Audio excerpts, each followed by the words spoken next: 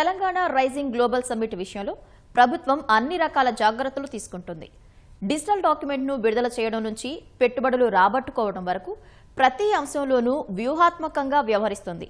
ఇంత పెద్ద స్థాయిలో సదస్సు నిర్వహిస్తున్నప్పుడు అదే స్థాయిలో ఏర్పాట్లు చేయాలి. అందుకే ఈ ఏర్పాట్ల విషయంలోనూ ఎక్కడా వెనక్కి తగ్గడం లేదు. చాలా గ్రాండ్గా సదస్సును నిర్వహించడంతో పాటు భారీ భద్రతను అందించే విధంగా ప్రణాళికలు సిద్ధం చేసింది. మొత్తంగా చూస్తే ఫ్యూచర్ సిటీని తమ భవిష్యత్తు ప్రణాళికలకు ప్రతిబింబంగా చూపించాలని ప్రభుత్వం భావిస్తోంది.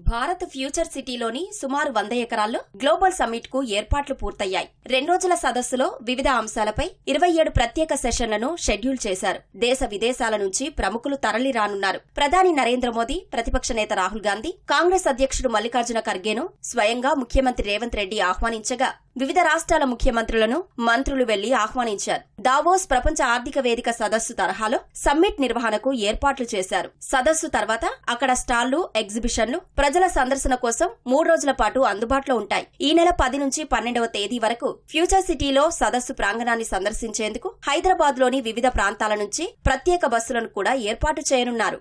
Hour vision is our policy. మా యొక్క దార్శనికతనే మా భవిష్యత్ ప్రణాళికలు.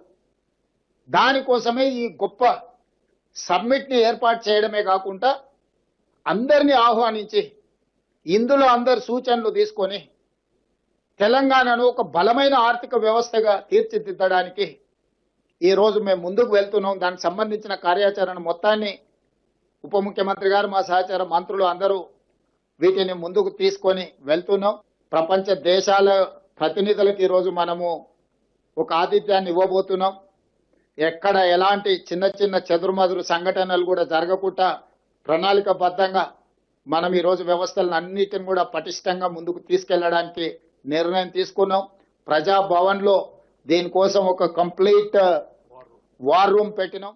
రాష్ట్ర భవిష్యత్తును ఆవిష్కరించే దిశగా జరిగే గ్లోబల్ సమ్మిట్ లో 2 రోజుల పాటు మొత్తం 27 ప్రత్యేక ప్యానెల్ చర్చలు జరుగుతాయి. Energy, green mobility, IT, semi కండక్టర్లు, విద్య, వైద్యం, పర్యాటకం, వ్యవసాయం, పరిశ్రమలు సహా పలు రంగాలపై చర్చిస్తారు. ప్రపంచ ఆరోగ్య సంస్థ, ప్రపంచ bank, Asian development bank, UNICEF ప్రతినిధులతో పాటు మరికొందరు కీలక రంగాలు, సంస్థలకు చెందిన వ్యక్తులకు ఆహ్వానాలు అందాయి. సదస్సులో భాగంగా దేశ విదేశాలకు చెందిన పలు పరిశ్రమలతో పెట్టుబడులకు సంబంధించి రాష్ట్ర ప్రభుత్వం సుమారు 90 ఒప్పందాలు చేసుకోనుంది. 2047 విజన్ కు తగ్గట్టుగానే విడతల వారీగా ఈ లక్ష్యాలు సాధించేలా ప్రణాళికలు సిద్ధం చేసుకుంది ప్రభుత్వం.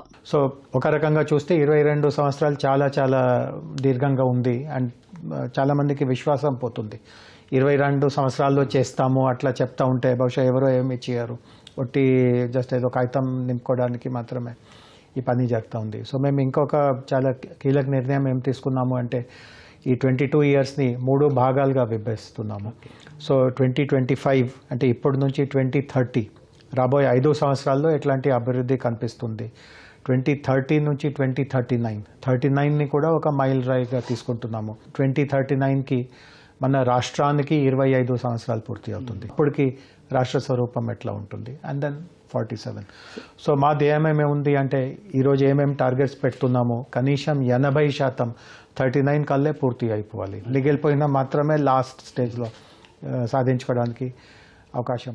సదస్సుకు వచ్చే ప్రముఖుల స్వాగతం, ఆతిథ్యానికి ప్రభుత్వం ప్రత్యేక ఏర్పాట్లు చేసింది. ప్రముఖులకు, అతిథుల కోసం ప్రభుత్వం ప్రత్యేక బాస్కెట్లను అందజేయనుంది. హైదరాబాద్ కు చేరుకున్న వెంటనే వారికి సంప్రదాయ కిట్లు, రుచికరమైన వంటకాలతో కూడిన ఫుడ్ బాస్కెట్లు అందజేసేందుకు ఏర్పాట్లు చేస్తున్నారు. బాస్కెట్లలో Pochampally Ikkat, Telangana rising global summit లోగోతో కూడిన సావనీర్ కిట్లు అందించనున్నారు. పోచంపల్లి శాలువ, చేరియాల పెయింటింగ్ మాస్కులు, అత్తర్, హైదరాబాద్ ముత్యాలతో చేసిన ఆభరణాలు ఇందులో ఉంటాయి. ప్రత్యేక డిజైన్ తో సిద్ధం చేసిన కల్చరల్ ఫుడ్ బాస్కెట్ లో మహవ లడ్డులు, పిండి వంటలు, బాదాం కీ జాలి వంటి తెలంగాణ సంప్రదాయ వంటకాలు ఉండనున్నాయి.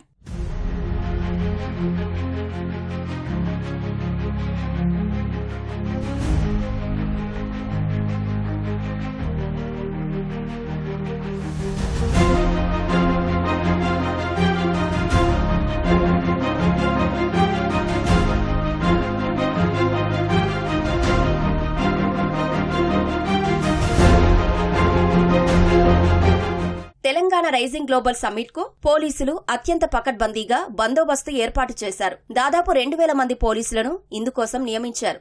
ఎక్కడా ఎలాంటి సమస్యలు రాకుండా ప్రతి క్షణం నిఘా ఉంచేందుకు సమ్మిట్ పరిసరాల్లో 1000 కెమెరాలు ఏర్పాటు చేశారు.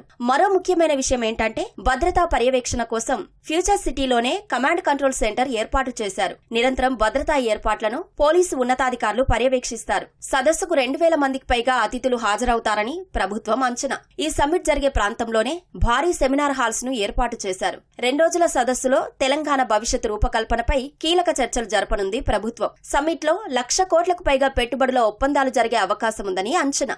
ప్రధానంగా ఇది ఒక విజన్ డాక్యుమెంట్ ని రిలీజ్ చేసే కార్యక్రమం.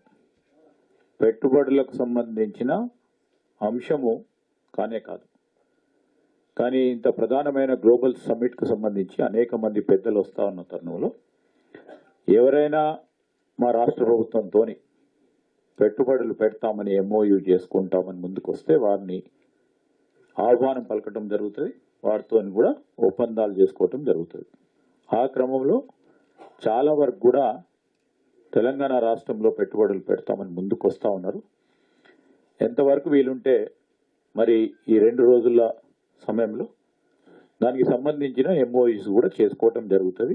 సమ్మిట్ ముగింపు సందర్భంగా భారీ డ్రోన్ షోతో ప్రపంచ రికార్డుకు సర్కారు కసరత్తు చేస్తోంది. 3000 డ్రోన్లతో ఆకాశంలో Telangana is rising come join the rise అనే ఇంగ్లీష్ వాక్యాన్ని ప్రదర్శిస్తారు. ఈ ఏడాది నూతన సంవత్సర వేడుకల్లో అబుదాబిలో 2131 డ్రోన్లతో హ్యాపీ న్యూ ఇయర్ అంటూ డ్రోన్ షో నిర్వహించారు. డ్రోన్లతో రూపొందించిన అతిపెద్ద వాక్యం ఇదే. ఇప్పుడు ఈ రికార్డును అధిగమించాలని ప్రభుత్వం భావిస్తోంది.